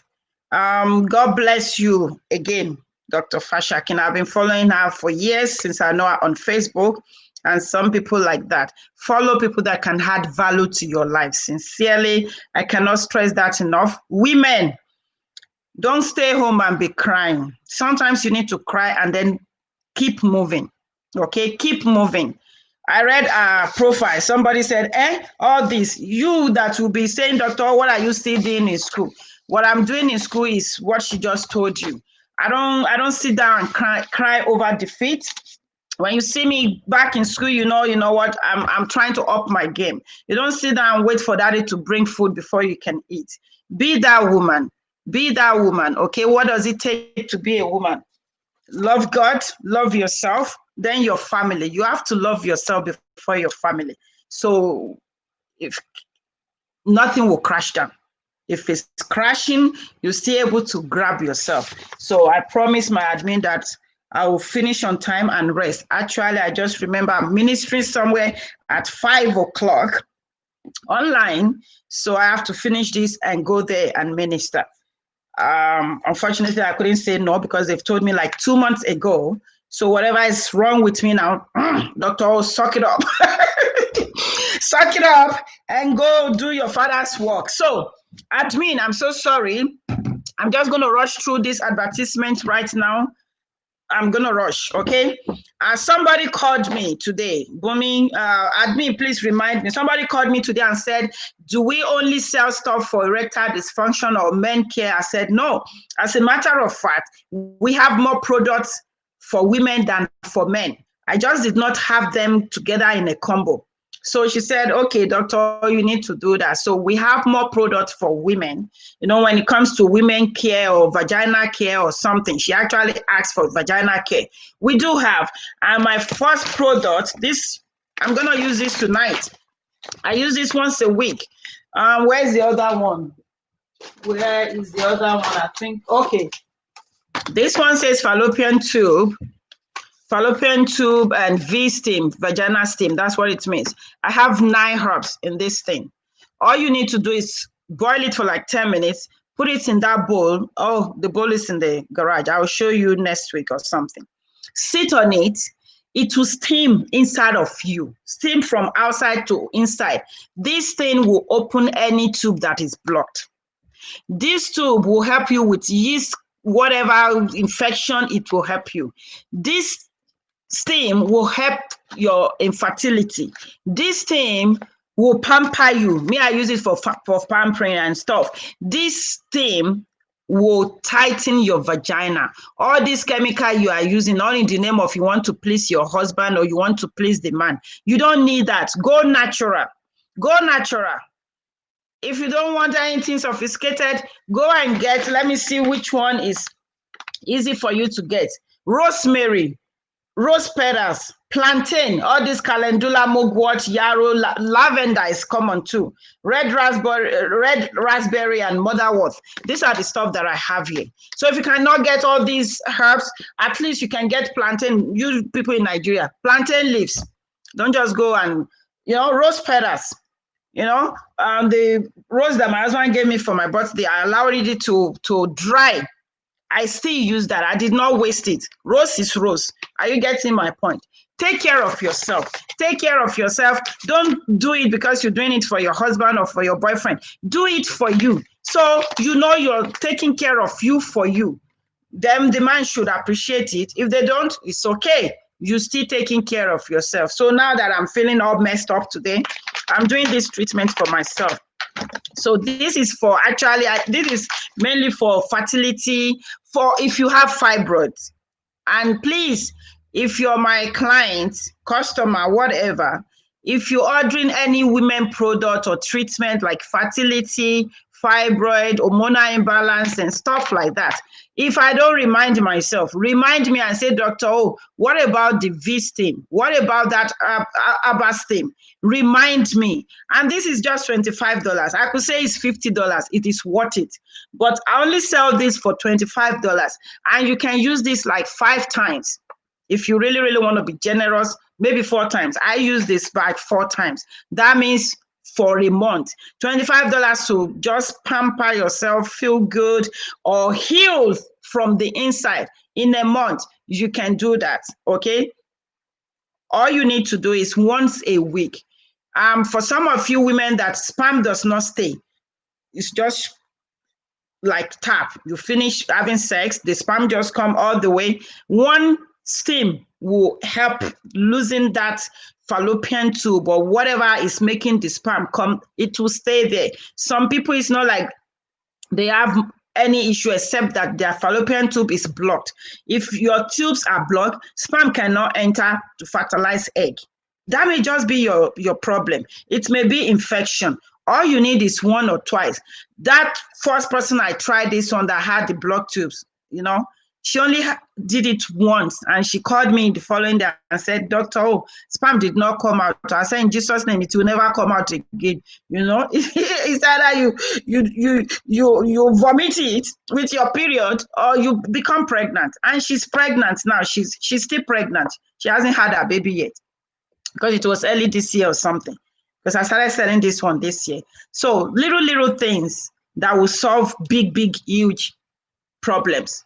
Go herbal, go natural. I'm telling you, go natural. So if you have any fertility problem, hormonal imbalance, diabetes, asthma, we treat everything. But the women's stuff, this is good for you. Tighten your vagina. Don't just be inserting nonsense that will mess you up into your vagina. Just steam, okay? Just steam. So this is for everyone. I call it unitherapeutic V-stim. Just steam, no matter how old you are, even if you're 70-year-old, you just want to feel good about yourself. And it smells so good. Every time I use this thing to cook in the kitchen and take it upstairs, the whole house is just smelling so nice and so yummy, like, oh, it smells so good. So that is for that. This one, Irish moss. If you have no herbs in your home, just try Irish moss. Men, women, everything that might have been listed there and more, it treats. If you have really, really bad allergy, I gave somebody some things that was last week. She's having really, really bad allergy. She said she has used a lot of things, blah, blah, blah. I said, you know what? I don't talk much for my products. They talk for themselves. I said, what I'll do is I'll give you the immune booster. Where's my immune booster? I have the powder, I have the capsule. I said, I'll give you some things. Go and use it for a week. In 2 weeks, we will evaluate you. I trust my product. No matter what, it would have done something. Either is to correct your constipation or your stomach, or something must have happened in 2 weeks. That's how great these herbs are. Irish moss is a must have for every home. That's what my admin always say, which is true. That reminds me, I need to mail your home tomorrow. Anyone that ordered today, you're lucky. I'm going to mail them, ship them by tomorrow. So this is a must have. I see that the big companies are selling them now. And I look at the prices, I say, oh my God. I saw one for $25 and I'm like, my stuff are not expensive. When I look at the quantity, it was just 8 ounces. This is 1 liter. This is 1 liter. This is 32. Is it 1 liter? What is 32? No, this is 32 whatever. But this is 1 liter. It is really, really heavy. It's more than 1 pound. 1 pound is just 16 ounces. This is like 2 pounds. This is £2. So you will use this for 1 month. Let your children use it. You have really, really bad allergy, whatever. It will boost your immunity. It helps lower your cholesterol. It's good for blood pressure, lower your blood pressure. It's good for diabetes. It's good for everything. So this one I like to include in every treatment. Unless you're trying to do ROR and I already gave you so much discount, I cannot have $30 again. But I will encourage you, buy this. Okay, it may not come like this, it may come like this because of the weight. This is glass. I don't like to put apps in plastic. I use glass for all my stuff. So if it doesn't come like this, because if it comes like this, you pay $10 for shipping. If it comes like this, you only pay, I think I charge $5. I can mail it first class for $5 for this. Okay, that's that for that.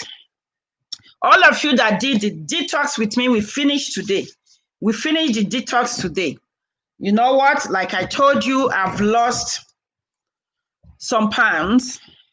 You know, I'm just this close to losing 20 pounds in 2 weeks. I started mine 1 week before everybody, but in this week alone, I have lost 10 pounds. I am not kidding. My face may look puffy because I'm stressed. I've been going through some things and I slept. I was in bed all day. I just remember today's Friday. I have a show to do. So I got up from bed. So my face is still puffy. But you see this shirt that I'm wearing is a medium size. I bought it. Sometimes when I'm doing detox, I'll buy one dress size down or whatever am I saying, just because I want to know if I've lost weight. The day I bought this, I couldn't even fit in. I just loved it. It's really, really nice. See, I love the embroidery. It's really, really nice. This camera is not doing justice. It's very pretty. So I'm like, oh my God, this does not fit me. I think that was the day I actually made up my mind that I was going to do detox. I'm like, this doesn't fit, but I love this. My girls, they don't care about my sense of fashion. So I said, okay, let me buy it. If I still can wear it, I'll give it to somebody. And I'm doing Christmas giveaway. So I bought it, I left it there.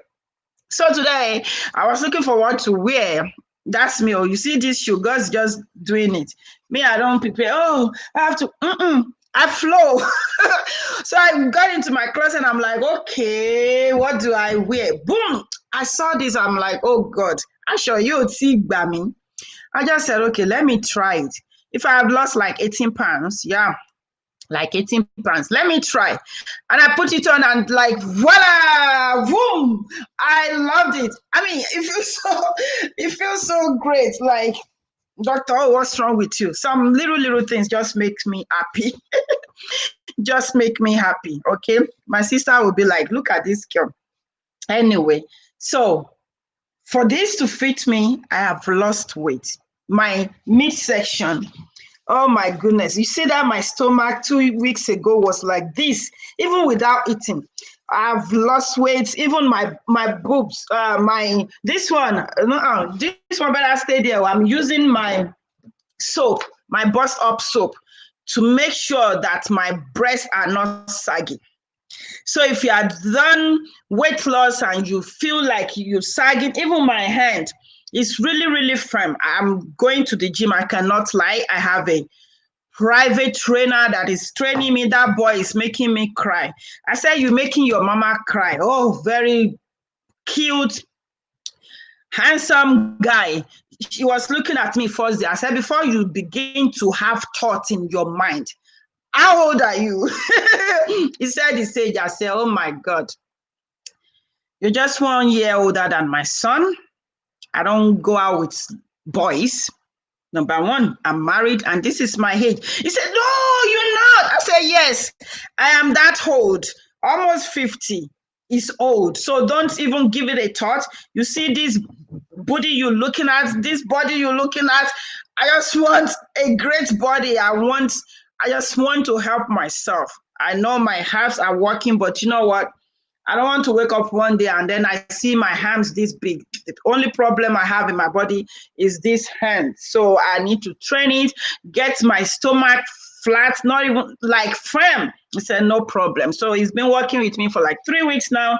I'm really, really enjoying it. So To help me with my boobs, I'm using this bust up black soap. This is how it looks. Just rub it 5 minutes before I take my shower. I shower twice a day because I shower before I go to school. When I come back with the gym and everything, I shower again. So 2 times a day is what I use it for. Just rub it 5 minutes. Boom. So this one must stand. Gidigba. My butt, I mean, I don't like for my butt to be smaller, but it's okay. But I feel great. I feel really, really great. So if you have done the detox with me for 7 days, I didn't use that much stuff. I use this Alovite. It helps you if you have pain, if you have whatever. This is a great detox. Me, I'm the one selling it, so I can afford to buy the two. I use one in the morning, one at night. And then the Defender. This is good. You have allergy, you have infection, you have stuff that you don't understand. What I do is to give you my detox combo. This one also tightens your vagina. Some people say they use it for family planning. I don't know, but they said it works. I do not know. I'm not saying that. They said it. So these are the stuff that I use for this and then I use neem. This is my own personal product. You see how beautiful it is? Neem leaves, dongoyaro, nothing mixed with it. It's just straight up dongoyaro is what I use. So, and this is also good for allergy, for any kind of malaria, virus. I use this as part of my treatment for COVID. I still have treatment for COVID. People are still getting COVID though. You know, I use this fat absorber too. So you're wondering how I lost 18 pounds in 2 weeks. I'm showing you all the stuff that I use. You don't need to use all this, but you can use some. Supplement helps to maintain good health. So especially if you're losing weight, you can do it by yourself, but it will do you a great deal when you use ABBA supplement to support it. Whatever it is, we treat it. This is agbolele. You see, this is our for diabetes, we have a whole bunch of things. I'm sorry, I have to rush. My people, I have to rush. Fibroid, whatever you want to treat. Women issue, men issue, erectile dysfunction, infertility, anything. We have distributors all over the world. So if you can't get me, you will see somebody posting FemFis. They are distributors. Okay, you see this soap.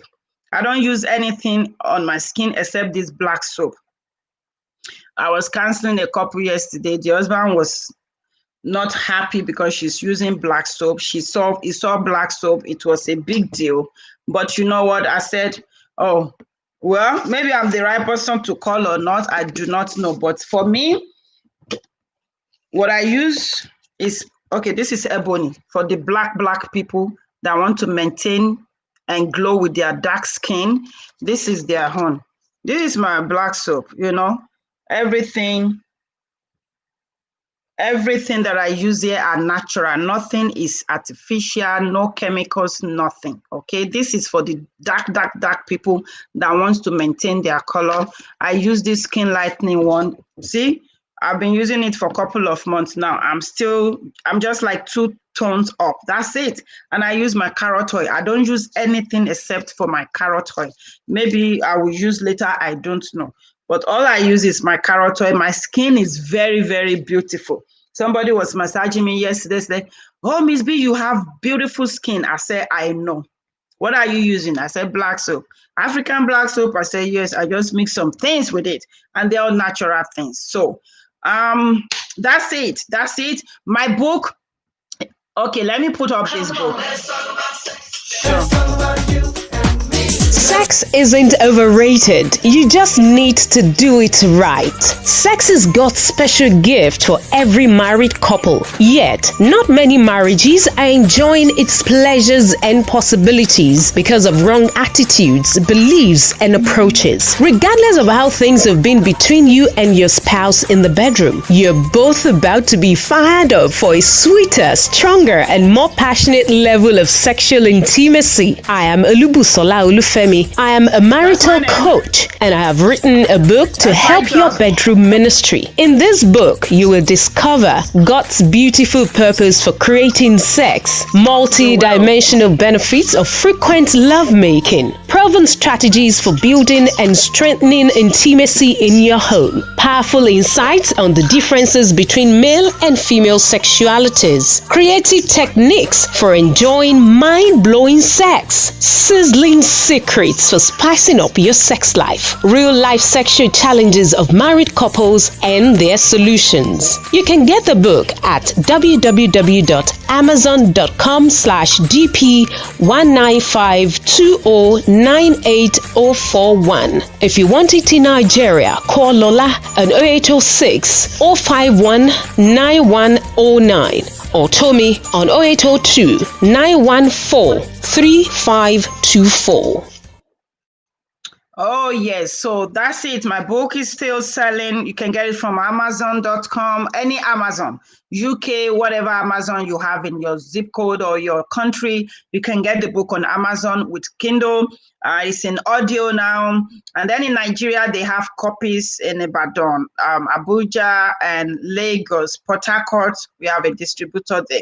So the book you can get anyhow, anywhere. So there's no excuse. You will really, really enjoy it. I can't wait for COVID to just go away so I can move. I really, really want to move. I feel like I'm in a box, like I'm choked. I feel like I'm in prison. I want to move. I have planned this year that I want to travel, but I haven't left Georgia yet. I feel choked. So I need to just go out there. However, somehow. So go get the book. Thank you, everyone, for joining. Being a woman, you have heard. Go and follow that auntie that just left now. Just go and follow her. Just follow her. You need positive people in your life to mentor you, either straight up or secretly just following them and see like, okay, I can do it too. I can achieve purpose too. I don't care what your age is. I'm the oldest in my class. I like to say it all the time. And one professor was still asking me yesterday, like, Miss B, you're not quitting, right? I said, no, I don't care what it takes. I'm going to graduate. I'm going to get my license. I'm going to fly. I'm going to do it. Whatever is happening around me right now, whatever the devil is pulling, however he wants to stop me, I am flying. I'm going to finish this school, So when I need energy to tap from, I follow people. I look at, okay, kill and think shit now. Just seeing them and they're still there going. Even now that she has achieved all she has achieved, there are still challenges every day, every single day. So no matter what the challenge, I sit down sometimes, think about it. I have people I've been blessed this year with my circle that they would just not let me in rest. They won't allow me. Oh yeah, Dr.O, get up. Dr.O, do this. So we need positive people in our lives.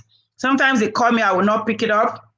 My sister almost fainted today when she didn't hear from me. She forgot I don't go to school on Fridays. And she was calling, Pastor Brenda was calling, and I woke up to go and pee at 6. I'm like, why are they chasing me around? I'm fine. So I called her and said, I am doing well. I am sleeping. You told me to go and sleep, and I am sleeping, and now you're the one waking me. He said, oh, I forgot that you don't go to school on Fridays. Because that's the time that I will call her that I'm on my way to school. We just sometimes, she scolds me sometimes. So I guess she miscoding me today. And I was like, let me sleep. You told me to sleep. Just pray for God to surround you with people that will always be there for you. I'm thankful for the little circle that I have. I used to have, I was that open to everybody. I'm trying to protect myself now. It's not been easy this year. So what I've learned is to protect myself and surround myself with people that can had value to my life. Everything is not money, okay? But at least for somebody to just come here and say, how are you doing? I really sincerely appreciate all of you that have been monitoring me positively and making sure that I get up when I'm supposed to get up, read when I'm supposed to read, cry my little cry, and then get up again and do what I'm supposed to do. So thank you. God bless all of you. You never be stranded in Jesus' name. So let me get off now. I have another broadcast that I need to go minister. Pray for me. I think it's somewhere on my page. I posted it before. It's on Zoom. I can't remember. It's on Zoom, so you can follow and then come and worship. Thank you, everyone. Next week, I'm bringing another woman of God. I won't mention her name yet. And this team is going to end with her or one more. I can't remember. Then we go back to our wellness, and then we start talking about our issues. Too many issues to deal with right now. Pastor Benga, I know you've been chasing me too. I'm so sorry. I'm supposed to call you back. I did not call. I'm apologizing publicly. Thank you so much. Thank you so much, everyone, for being there for me. It's been the most difficult year of my life, but you know what? I know God is going to bring something good out of this. And for everyone going through one thing or the other, please stand up, stand straight. God is going to do it. You're going to achieve your purpose. The devil cannot stop us. That's one thing. Even in my darkest times, I always remind myself, Busola, you have walked to this point. The devil can't stop you now. No, I don't care who the devil is going to use. They cannot stop me now. I see the reward and I'm going to achieve it in Jesus' name. Thank you, everyone. I thank you from the bottom of my heart. I'll see you again next week. Have a great